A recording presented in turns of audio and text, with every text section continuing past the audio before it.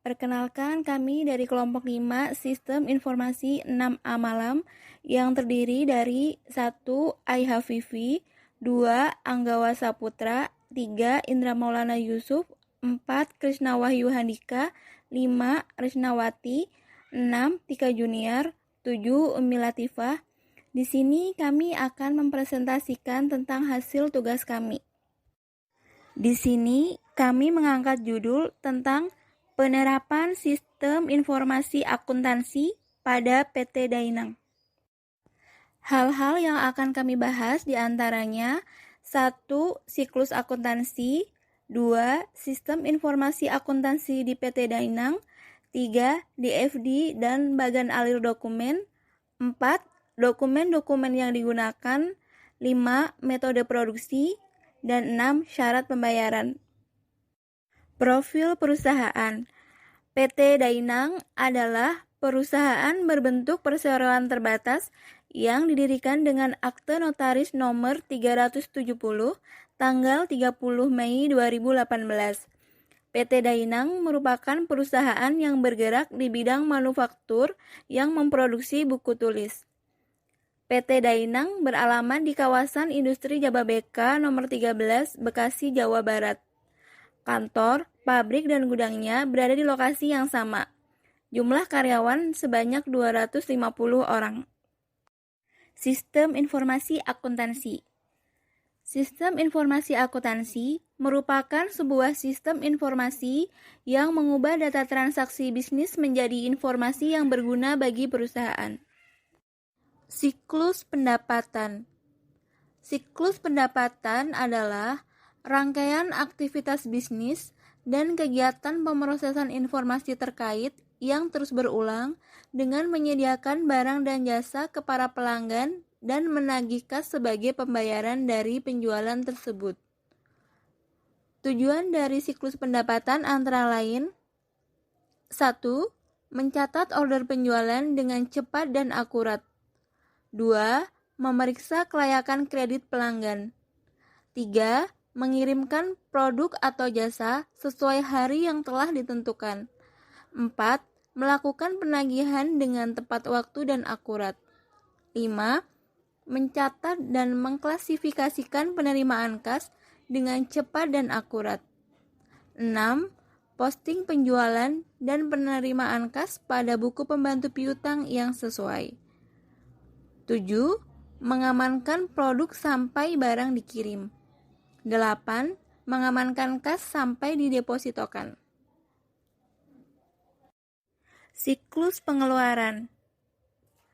Siklus pengeluaran adalah rangkaian kegiatan bisnis dan operasional pemrosesan data terkait yang berhubungan dengan pembelian serta pembayaran barang dan jasa.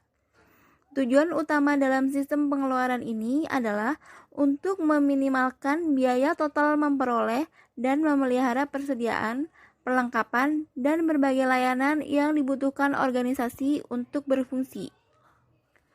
Tujuan dari siklus pengeluaran diantaranya ada 4 tujuan. Yang pertama, memastikan. Memastikan di sini yang dimaksud adalah memastikan bahwa seluruh barang dan jasa dipesan sesuai kebutuhan. Yang kedua, menerima. Menerima seluruh barang yang dipesan dan memverifikasi bahwa barang tersebut adalah valid dan benar. Yang ketiga, menjaga. Menjaga barang tersebut sampai dibutuhkan. Yang terakhir adalah memverifikasi. Memverifikasi bahwa faktur yang berhubungan dengan barang dan jasa adalah valid dan benar. Siklus penggajian. Siklus penggajian adalah aktivitas bisnis yang berulang dan operasi pemrosesan data yang terkait dengan manajemen yang efektif atas tenaga kerja.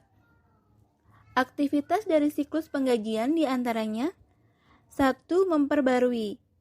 Memperbarui data induk penggajian, pajak, dan pengurangan gaji. 2. Memvalidasi. Memvalidasi data waktu kedatangan dan kehadiran pegawai. Yang ketiga, penggajian. Menyiapkan dan pengeluaran penggajian. Yang keempat, perhitungan. Perhitungan pajak penghasilan dan potongan gaji pegawai. Siklus produksi. Siklus produksi atau production cycle adalah serangkaian aktivitas bisnis dan operasi pemrosesan informasi terkait yang terus-menerus berhubungan dengan pembuatan produk. Tujuan dari siklus produksi diantaranya 1. Semua produksi dan aktiva tetap diotorisasi dengan baik. 2. Persediaan barang dalam proses dan aktiva tetap dijaga keamanannya. 3. Semua transaksi siklus produksi yang valid dan sah akan dicatat. 4. Semua transaksi siklus produksi dicatat dengan akurat. 5. Catatan yang akurat dipelihara dan dilindungi dari kehilangan. 6. Aktivitas siklus produksi dilakukan dengan efektif dan efisien.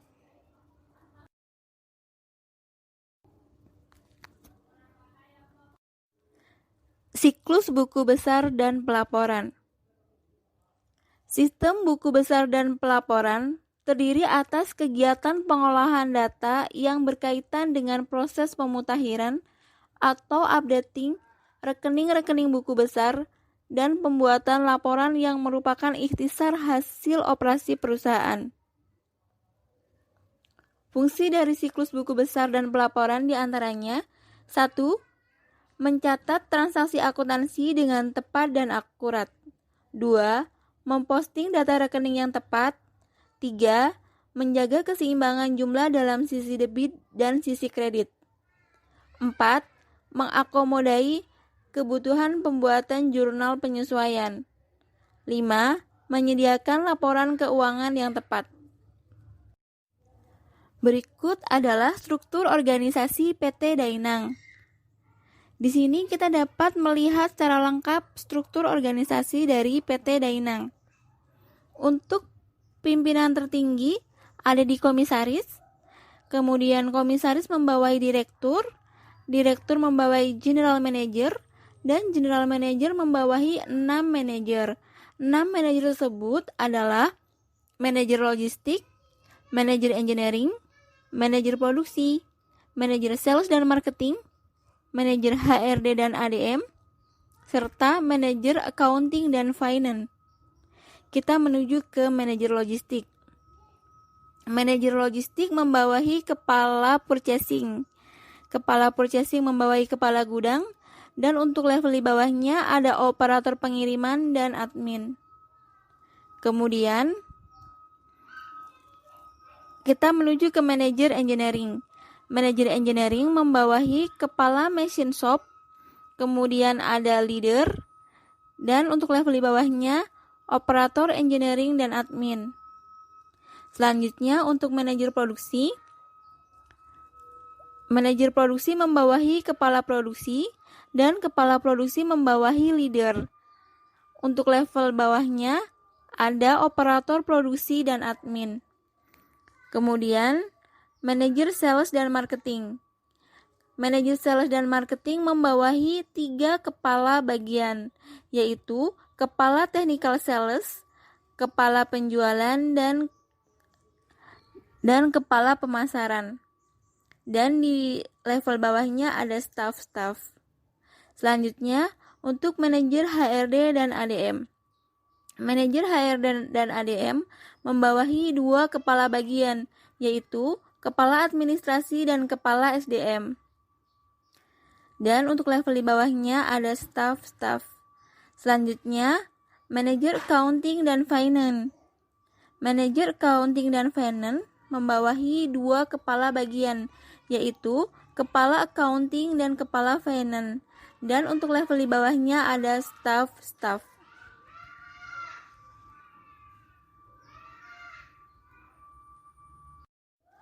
Berikut rincian personil dari masing-masing divisi.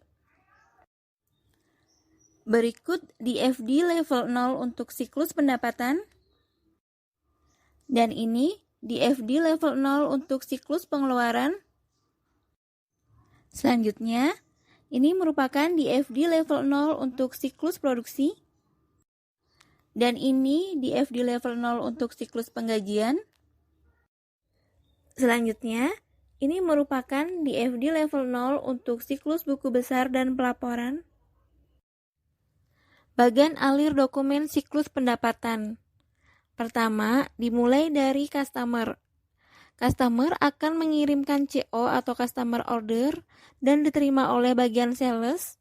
Kemudian bagian sales akan mengecek status barang dan disampaikan ke bagian gudang. Bagian gudang akan memeriksa fisik barang, apakah barang tersebut ada atau tidak. Kemudian bagian gudang akan mengirimkan laporan stok barang. Dari laporan stok barang tersebut, bagian sales akan mengecek apakah barang tersebut ada atau tidak. Apabila tidak ada, akan diinfokan ke customer. Apabila ada, sales akan mengajukan persetujuan kredit ke bagian accounting. Dan bagian accounting kemudian akan mengotorisasi. Kemudian bagian sales akan mencetak surat jalan dan faktur. Surat jalannya dicetak sebanyak 5 rangkap dan faktur sebanyak 3 rangkap. Untuk surat jalan rangkap 1, 2, dan 3 diberikan ke bagian pengiriman. Untuk surat jalan rangkap 4 diberikan ke bagian gudang. Dan untuk surat jalan yang rangkap 5 untuk bagian sales sendiri untuk di file. Kemudian untuk fakturnya ada 3 rangkap. Rangkap pertama diberikan ke bagian pengiriman. Kemudian rangkap kedua untuk bagian sales. Dan untuk rangkap 3 untuk bagian accounting.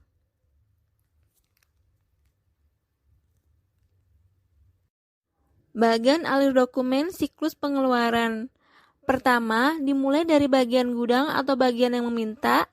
Bagian tersebut akan mengecek status barang, kemudian membuat PR atau Purchase Request. PR dibuat sebanyak 2 rangkap. Rangkap pertama diberikan kepada bagian purchasing dan rangkap kedua untuk bagian itu sendiri untuk di file. Kemudian bagian purchasing akan membuat PO atau Purchase Order. PO dibuat sebanyak 5 rangkap. Kemudian PO tersebut diotorisasi. Untuk PO yang pertama diberikan kepada supplier, PO rangkap kedua untuk bagian gudang yang meminta, untuk PO rangkap 3 diberikan ke akuntansi biaya, untuk PO rangkap 4 untuk finance, dan PO rangkap 5 untuk bagian purchasing sendiri. Bagan alir dokumen produksi. Dimulai dari bagian sales menerima CO dari customer, kemudian membuat CR atau kontrak review, dibuat sebanyak 2 lembar. Lembar pertama diberikan kepada bagian PPIC, dan lembar kedua untuk bagian sales. Bagian PPIC dari CR tersebut membuat daftar kebutuhan bahan dan membuat surat order produksi. Surat order produksi dibuat sebanyak 2 lembar dan daftar kebutuhan bahan dibuat sebanyak 2 lembar juga. Untuk lembar pertama diberikan kepada bagian produksi dan untuk bagian kedua masing-masing untuk bagian PPIC. Kemudian bagian produksi dari surat order produksi memproduksi sesuai surat order produksi. Kemudian membuat laporan produksi. Dan laporan produksi itu dibuat sebanyak 2 rangkap. Rangkap pertama untuk akuntansi biaya dan untuk rangkap kedua untuk bagian produksi sendiri untuk di file. Bagan alir dokumen siklus penggajian. Pertama, dimulai dari karyawan. Karyawan menyerahkan data karyawan dan menghasilkan dokumen data karyawan. Kemudian karyawan melakukan presensi menghasilkan data presensi karyawan. Kemudian dua data tersebut digunakan oleh bagian SDM untuk merekap data pegawai dan data absensi. Kemudian menghasilkan dokumen rekap absensi karyawan. Kemudian rekap tersebut diberikan kepada bagian finance. Bagian finance akan membuat slip gaji. Slip gaji dibuat sebanyak 3 rangkap. Kemudian slip gaji tersebut diberikan kepada manajer untuk divalidasi. Kemudian, manajer memvalidasi slip gaji. Slip gaji yang telah divalidasi diberikan kepada bagian finance. Kemudian, untuk slip gaji rangkap 1 diberikan kepada karyawan. Kemudian, bagian finance membuat laporan penggajian. Laporan penggajian dibuat sebanyak 2 rangkap. Rangkap pertama diberikan kepada manajer dan rangkap kedua untuk bagian finance untuk di-file. Bagan alir dokumen, buku besar, dan pelaporan. Pertama dimulai dari bagian finance. Bagian finance mengumpulkan bukti transaksi. Kemudian bukti transaksi tersebut diberikan kepada bagian accounting. Bagian accounting melakukan pembukuan, membuat jurnal umum, kemudian membuat neraca saldo. Selanjutnya kertas kerja, kemudian analisa dan pembuatan ayat jurnal penyesuaian. Kemudian membuat neraca saldo yang sudah disesuaikan. Kemudian pembuatan laporan. Laporan itu terdiri dari laporan keuangan. Laporan keuangannya diberikan kepada general manager, kemudian dilakukan pemeriksaan dan persetujuan laporan. Apabila tidak disetujui, maka kembali ke laporan keuangan. Apabila disetujui, kemudian pembuatan laporan penutupan yang menghasilkan dokumen laporan penutupan dan selesai. Berikut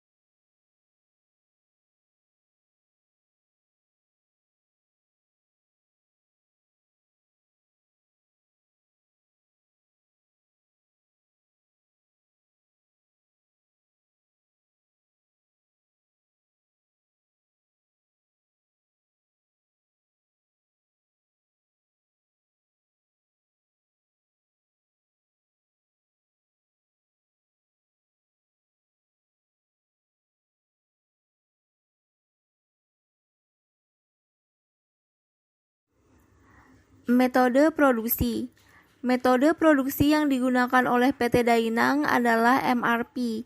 MRP atau Material Requirement Planning merupakan suatu konsep dalam manajemen produksi yang membahas cara yang tepat dalam perencanaan kebutuhan barang dalam proses produksi, sehingga barang yang dibutuhkan dapat tersedia sesuai dengan yang direncanakan. Alasan memilih metode MRP yang pertama, sistem MRP mengendalikan agar komponen yang diperlukan untuk kelancaran produksi dapat tersedia sesuai dengan yang dibutuhkan. Yang kedua, MRP memberikan peningkatan efisiensi karena jumlah persediaan, waktu produksi, dan waktu pengiriman barang dapat direncanakan dengan lebih baik karena ada keterpaduan dalam kegiatan yang didasarkan pada jadwal induk. Syarat pembayaran. PT Dainang menerapkan syarat pembayaran dengan termin 2/10 N30. Perusahaan akan memberikan diskon 2% dari harga jual apabila customer melakukan pelunasan dalam kurun waktu 10 hari dari tanggal dibuatnya faktur penjualan. Tanggal jatuh tempo pembayaran yaitu 30 hari dari tanggal pembuatan faktur penjualan. Sekian presentasi dari kelompok kami. Terima kasih atas perhatiannya dan mohon maaf apabila terdapat banyak kekurangan dari kelompok kami. Wassalamualaikum warahmatullahi wabarakatuh.